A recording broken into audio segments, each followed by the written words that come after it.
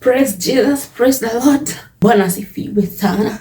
This is how we are going to end the mental health month of May. Yes, by reading the Bible. Good morning, happy Sunday. Hope you're well. And that was a good beginning. I'm so sorry if this finds you ukiwa down. Don't worry. This is why we are here. And especially Kenyans. Most of us are cornered. We've been cornered by situation. We've either been cornered by finances or we've been cornered by other things. Maybe a relationship is not going the way it's supposed to be going or the way you expect it to. Most importantly, today I want to talk about peace. I want to talk about peace. I want to talk about God's providence. I want to talk about what does God say? What is God saying in this situation whereby you're totally in lack? So is God silent? What is He saying? How can we mix waiting on God with logic that is working hard? How can we mix all that and have peace? How am I supposed to lack? How am I supposed to lack and not have a meal for tonight and still believe? How is that supposed to work? I know it's hard, but still we have to remain firm. We have to remain as believers. We have to read the word. I have the word here because I have to come with backup. Okay, I have to come with where are you getting that, Emma? Where are you getting that from? I cannot come here and just yap and I don't know what I'm talking about. So when I talk about peace and what is God saying in this situation, what I mean is probably you're facing very hard times financially, or probably you have such a crazy situation at work, or maybe in your relationship, something that is just giving you sleepless nights. You can't sleep. You don't know where the next meal is coming from, or you don't know what is going to happen to your heart because you've been hurt so much. You want to understand, as a believer, I am hurting. My heart, sina money. I don't have peace. What is God saying? Okay, and I don't have work. I don't have money. Sinner, I don't have anything at all. So what is God saying in all these situations? And remember, for example, if you are a parent and you're facing such a hard time, maybe you're facing something very personal and you cannot share it with your husband or your children or your sisters or anyone. You just going through something and you feel like you need time to heal, but also you don't need your faith to be shaken. You don't need your anger. You don't need to put out your anger on your husband or your child, or vice versa, on your wife or your children. You don't want that to happen. So as you're waiting, as you're progressing towards healing, how can I not put out anger? How can I not put out anger on other people? How can I know? The Bible says that from the abundance of the heart, the mouth speaketh, from the Hebrew version. What does that mean? It means if you're holding anger, if you're holding resentment, if you're holding a lot of insults, that is what you're going to kuachilia kwa watu wengine. That is what you're going to dispense to other people. And imagine that is your family. Is that what you want them to go through? Do you want to make other people go through pain because you are? Now because I'm going through a weight loss challenge, all of you are going to be on diet in this house. That is not really fair. Because I'm going through heartbreak, I'm going to hurt everyone in that house. That is not very fair. So you need to carry God with you. You need to carry God with you every situation that you're going through. Not really for other people first, for you first. Because as much as you're going through a tough financial crisis, you need peace. You need not to hold that anger against other people. You need not to let your days be so gloomy because you're going through a financial crisis, because you're going through heartbreak, because you're going through a certain situation, crazy situation at work. Now you bring all that burden home. It's possible, yes, but how can you not shake your faith as a believer? How can you not be relentless because of facing a certain situation? Because, for example, like me today, I'm very broke, and it is possible I would stand here and say, you know what, God, what did you say about providing? What did you say? And what is this? I can choose to go on the other side and question, but that is not me, and that is not who we are called to be. That is not who we are called to be, of course.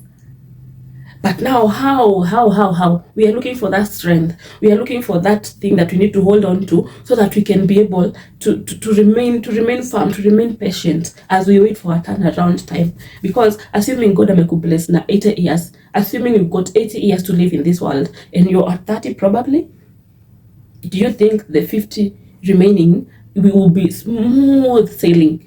Do you think so? Every year will come with its own challenges, of course. The challenges you're facing as a teenager are not the same challenges you're going to face as a young adult, late teenager, early 20s. They're not the same challenges you're going to face as you're approaching late 20s, early 30s. They're not the same. Challenges in your 30s are not the challenges you're going to face in your 40s, and definitely not in your 50s. Utakuwa unafikiria story ya menopause and what have you. But now, what grace is going to carry us to the next year, to the next month? If I'm going to live up to 80 and I'm 30 right now, and no life is perfect, you're going to have your own challenges at that particular time. In my previous video, I was saying God is going to take out that basic problem that you're facing, and then now you'll be wondering where you're going to get the next Napier grass from because you have a big dairy farm. You know, open up your mind. Open up your mind. Think beyond your problems. Which means that particular year where you're going to own that dairy farm or whatever investment that you're going to have, it means you're going to have specific problems for that year.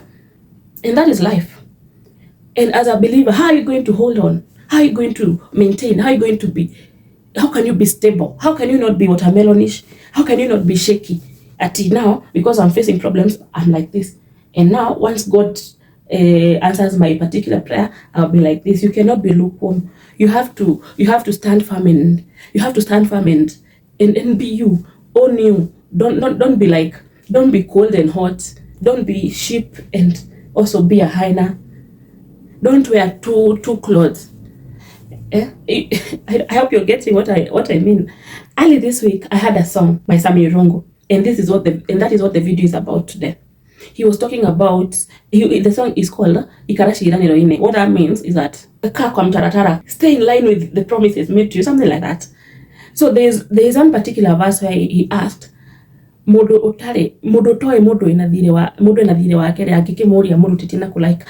you do not know that I owe you, how can you come and ask for your debt? How?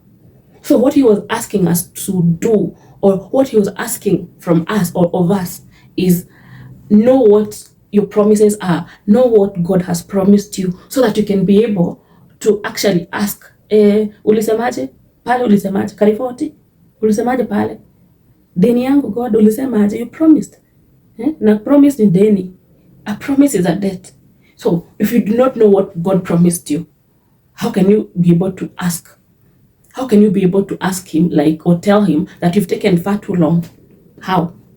So now, and then apart from that, now, mimi kama Emma, apart from that, now I'm coming to you with some Bible verses that will help you. I'm coming to you with some Bible verses that will help you in your prayer sessions.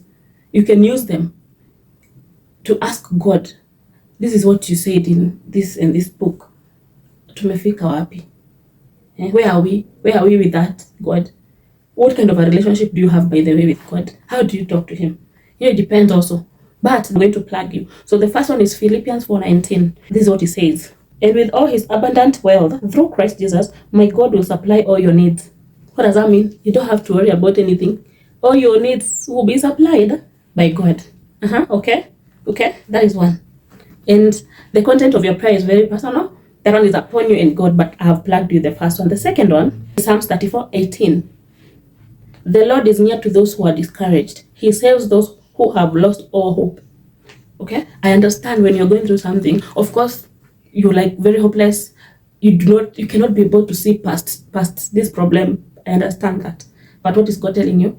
He's very close to those who are discouraged. So don't worry. You're in the right track. Don't worry, okay? The third one is Hebrews 13:5. Keep your lives free from the love of money and be satisfied with what you have. For God has said, I will never leave you. I will never abandon you. I know you can find yourself doing crazy things, or not even doing crazy things. You can actually find yourself being like a loner because you're scared. You don't know what tomorrow holds. You don't know if your dreams will ever be satisfied. You don't know if you're going to be a good mom. You don't know if you're going to be a good dad. You don't know if you're going to make your family proud or make yourself proud because of attaining something that you had promised yourself that you. So it's very okay and it's very normal to feel alone. But what is God saying? I will never leave you nor forsake you. Stay encouraged. Okay? The fourth one, we all know it. That one, we all know it. It's from Jeremiah 29:11. I alone know the plans I have for you, plans to bring you prosperity and not disaster, plans to bring you the future you hope for all. Then, let me continue. 12. Then you will call to me, you will come and pray to me, and I will answer you. You will seek me and you will find me because you will seek me with all your heart. So it is not. There's a friend of mine who once told me there's a danger in reading one verses. You know, that verse that only favors you. There's a danger in that because it's good to read the rest of the book to understand what the context was about. It is very proper, of course, but some verses we all know what they're talking about. And sasa hii Jeremiah 29:11 I've continued, and it's saying, in fact, up in 13, you will seek me and you will find me because you will seek me with all your heart. So you need to seek God with all your heart for you to get to that future that you really hope for. So it's a 50-50. There's no way God is going to bring you all that and you are doing nothing seated there. You have to seek him with all your heart. Okay? The fifth one is from Matthew 11:28. Come to me, all of you who are tired from carrying heavy loads, and I will give you rest. Yeah. Sometimes it gets so heavy. Your body even literally, physically gets heavy. Unashinda, oh my God. It's Monday again, oh my God. What am I going to do? Oh my God. It's yet another day to wake up and have thoughts and think and wonder where I'm going to get the next meal from. Oh my God. It's yet another day to go and work in that company that I really hate. And you know, something that really gives me hope is the fact that the fact that you were born, it means that there was a purpose for you. So if you're working in that company that you dread working for, but it's where you actually go every single morning, it means if you do a little bit of digging, some little bit of introspection, self-introspection, a little bit of seeking God kidogo, a little bit of trying out something and telling God, please come, this is what I'm starting up, this is what my heart loves, please come. If you show a little bit of help, God come, of effort, God come. If you show a little bit of effort, God really comes through for you. God really comes through for you. So whatever is giving you that heavy burden, whatever is making your heart feel so heavy, whatever is making you feel like you don't want to see tomorrow, just take it to God in prayer. He says in Matthew 11:28, come to me, all of you who are tired from carrying heavy loads, and I will give you rest. I'm telling you, not that I'm a preacher or anything. I am a motivational speaker, of course, and I'm a mental health activist. But I am also a believer. And whatever logic solves, and whatever we've learned in school, and whatever experience and skills have given us, it is always right to always remember of the foundation. And whatever gives us wisdom, the Biblia. All right? I'm going to give you like 9 verses which are going, you will read them and ask God, hapa inasema hivi. God, this is what you said. Where are we? Anyway, the 6th one, and then this Bible I got from, thank you, shout out to Helen Modoni. This Bible I got it from her as a gift. Okay, this is not from Helen, this is from my daughter. She's used to drawing things and putting them in my things. Happy Mother's Day, I love you. Oh, this was for Mother's Day. And in Patia, she gave me, and then I think I placed it somewhere, and then she took it in. It's okay. This Bible, I got it from Helen Modoni. She's my very good friend. And I really appreciate it. When she was giving me, the Bible was purple. But now that cover just got torn, and then I changed it to this black one. It's nice. She's written it. Her name, Helen Ella. My first hello in Nakuru, November 2011. Oh, this was so selfless. If she gave me the Bible, she got with her first hello. Anyway, let's go to the 6th one. Romans. So thank you, Helen. Romans 8:28. Yes.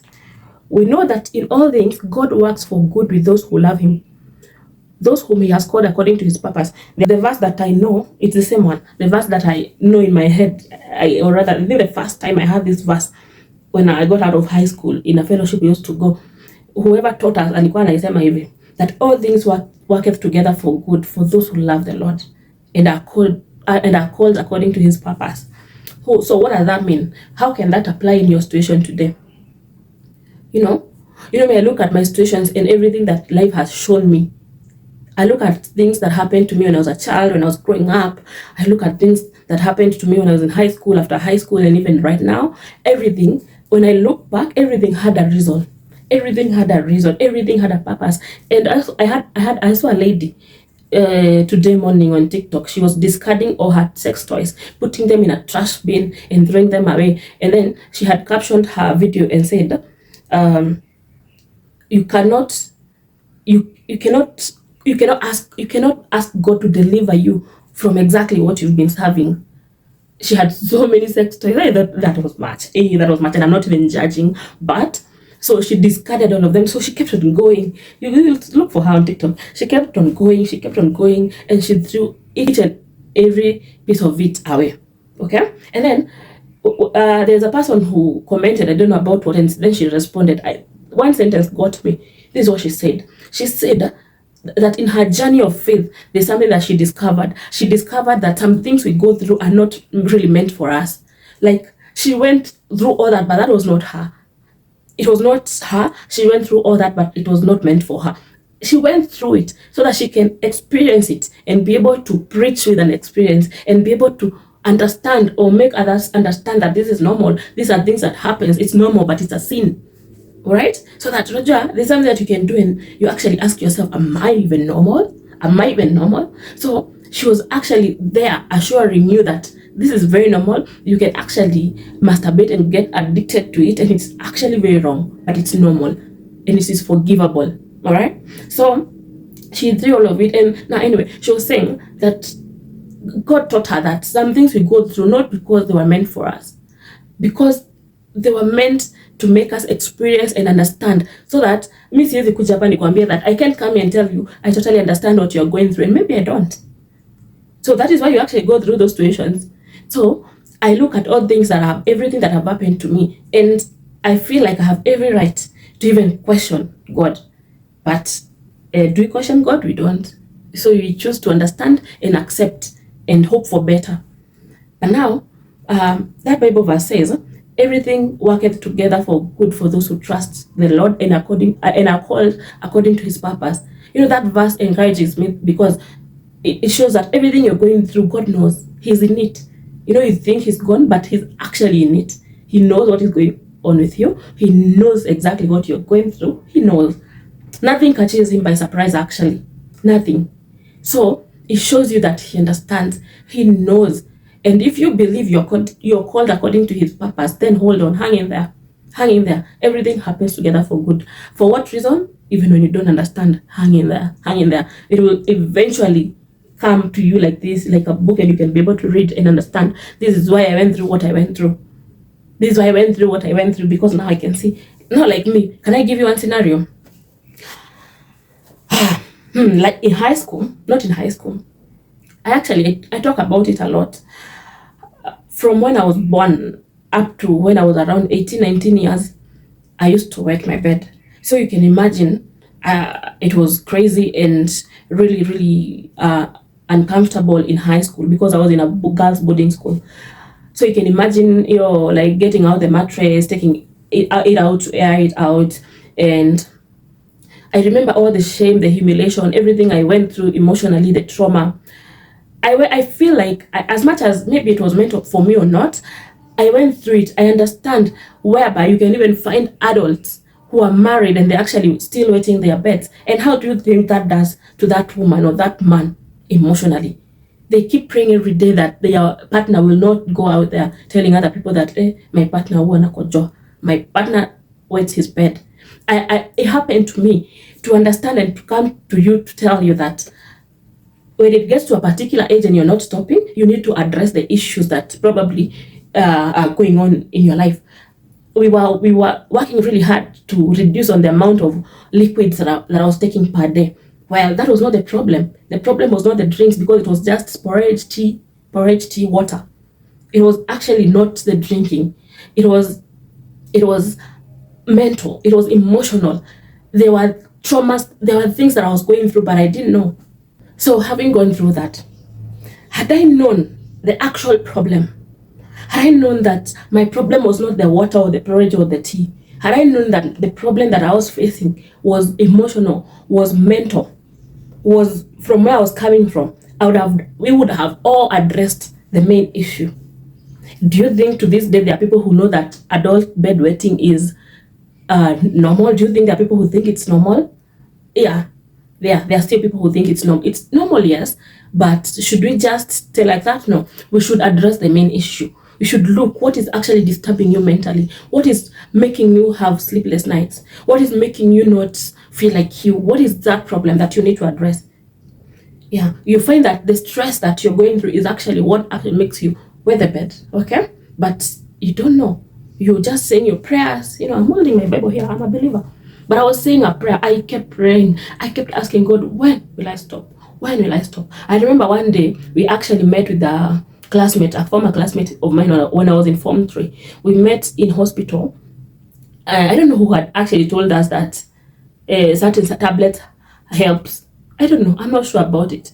But we were given medication to help us stop bedwetting. And of course, it didn't work. I actually didn't know that she was also wetting her bed. We met there, and that is when we shared. Later in school, the guidance and counseling teacher called all of us, tried to talk to us. At least she understood that there were issues. And I remember when I was in that class, I remember looking at my watch like this, and then she asked me, and she was my friend, I miss her. She was called Mrs. Ashira. We had nicknamed her Wango. So she caught me. We were like 25 in that office. Yes, I don't know how they did their research. They did their research and they found out that so and so wet her bed, so and so. So per dormitory, they selected all the people who wet their bed, and we were called. So we walked into that office. So you're looking around and you're wondering, where have we been called? Because we were called mid lessons. Where were we? So I checked, and after seeing like 4 or 5 people, I automatically knew why we were there. And then she asked, because she waited for everyone to come, she asked, can anyone of you tell why we are all here? I knew I was a very sharp student like this, especially in understanding English. So I understood her question. And no one answered. She asked, so and so, Yvonne, do you know? Maureen, do you know? So do you know why we are here? No one answered. So she started calling out now, seriously, I want you to tell us, why do you think you're here? I said, a lady, I can't remember her name. I think she was Kate.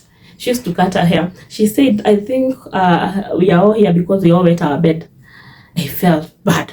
And then she said, Emma Teresa, can you tell me why we are here? So I said, no. So anyway, she addressed the issue. She tried to help us, but I was in denial. I couldn't believe that I was still wetting my bed in Form 3. And I don't know. Sometimes when I was at home, I never used to wear the bed, especially in high school. But when I go back to school, I would wet the bed that very day. And I would not understand. I think when I was at home, I felt peace. I could see what is going on. But maybe when I was in school, I was just scared. What is going on at home? And I was 101% always stressed. And I did not know that was a problem. So, Mrs. Washira kept on going and going. She kept on talking, trying to help us. Also, she also mentioned the part of reducing on liquid intakes. As much as she addressed the stress issues and being okay, but I remember I felt I wanted her to be done. I wanted her to be done, and I was so tired. And I felt like that was invading my privacy. I felt like you should have asked me first if I was okay with being here. And she caught me looking at my watch because I knew we were going to for the next lunch break, and I knew she would not want to mess with that time, so I was checking. And then she caught me. She asked, Emma Teresa, are you seriously looking at your watch? What time is it? I didn't talk. I just felt so bad. I felt so bad. But anyway, later after that, she called me, and we were still friends, and we addressed the issue now at a personal level. Didn't help, but she tried. Later, many years later, is now when I actually understand what was going on. Years later, I understood what was going on with me, and I was able to address it in instant. And that is when I learned the power of forgiveness. I learned the power of therapy. I learned the power of acceptance. Accept what you're going through so that you can be able to heal. You can't heal if you're not willing to heal. And what does willing entails? Accepting that you're actually in pain. Accepting that you're actually going through whatever you're going through, so that now you go to the next phase of healing. And voila, I no longer wet the bed. Anyway, this was many years later. I would say, the way people say, when you stop drinking and then I say, I'm 10 years clean, or you get saved and then you say, I've been saved for 10 years. I would say, right now, at my age, I am minus, so 10, 11, I'm around 12 years. Yeah, 12 years clean. I have had a dry bed for 12 years. Can you imagine only? It's mind-blowing, but I would not say only in line of not being content. No, I'm happy. I'm happy that actually it happened, because I was an adult. At 19, you're waiting your bed. Do you think you're a child? No. I never even liked visiting people, because how will I visit you and how will I wake up in the morning? I remember one time, it was immediately after high school. You see, now, after I stopped waiting the bed at around 18, 19 there, even at 20, 21, 22 there, I would find myself some days I avoid the bed. Maybe once in a month, once in 2 months, until now it completely faded. But I remember one time we went for a baby shower somewhere. And so we did the baby shower, and then some people slept over, including me. Because that time I was a party girl. Anywhere alcohol is, call me. So I definitely slept over, because one of us had, decided to become pregnant at that time. I remember in the morning, as much as I had drank the previous night, I woke up, it was a bed sitter, and I had wet the bed. Na mko wangapi kwa kitanda? You were like 3 people in that bed. Luckily, I never messed anyone, woke up, took care of myself. Just a few knew what happened. And that is one of the reasons why I used to hate visiting people. And anyway, I thank God it stopped. And this is my message to you. Everything works together for good for those who trust the Lord and are called according to his purpose. That happened so that I can come and tell you that bedwetting should be addressed, especially if it happens in an adult. It should be addressed. Check that which you're going through. Address it so that you can be able to walk free and have a dry bed. Okay? All the best in that. 7th verse. I have Psalms 23 verse 1. I love that verse a lot. I've paraphrased it in 4 words and tattooed my leg. He walks with me. So Psalms 23 verses 1, it says, the Lord is my shepherd. I have everything I need. Question. What does that mean? It says, all the sheep knows they are shepherd. They know they are herdsmen. Even us, we should know who our shepherd is. We should know who our shepherd is. We should know that our shepherd is the Lord. And the fact that he is our shepherd, it means we have everything we need. It means that once he is your shepherd, just follow his lead. Follow his lead. Hawezi kupoteza. He cannot mislead you, never ever. In fact, he's our guide. He's our guide, all right? Second last verse, the 8th. Second last verse is the 8th. Is Exodus 14:14. It says, the Lord will fight for you, and all you have to do is keep still. Imagine, that is all you have to do. Can you imagine how what we make our minds go through? We think, we overthink. Sometimes we even do some works which are not really glorifying God in effort to try and make ends meet. But what is God saying? He will fight for you. All you have to do is keep still or stay still. It means what my understanding is. Sometimes I may question God about my current situation. I can question God about what I thought his promises were for me by this age. And now, because it has not happened, I'm just running mad. I'm just not okay. I'm just feeling bad. I'm just feeling discouraged. I am just feeling like I don't want to trust God again. No. He's telling you, Tulia, stay still, be calm, stay still. So you just need to do what is right and be consistent. Stay consistent at it. Kaa hivi, relationship yako na God kaa hivi. Usijipatie stress. Do not stress yourself. Calm down, stay still, and remember that he has good plans for you. So as long as you're doing what you're doing right now, as long as you're doing the right thing right now, as long as you're doing your best right now, calm down. Have peace within yourself. He got your next phase of life. He got you, all right? He got you. Back in the last verse, coming from the book of John 14:27. This one should be a climax, I hope.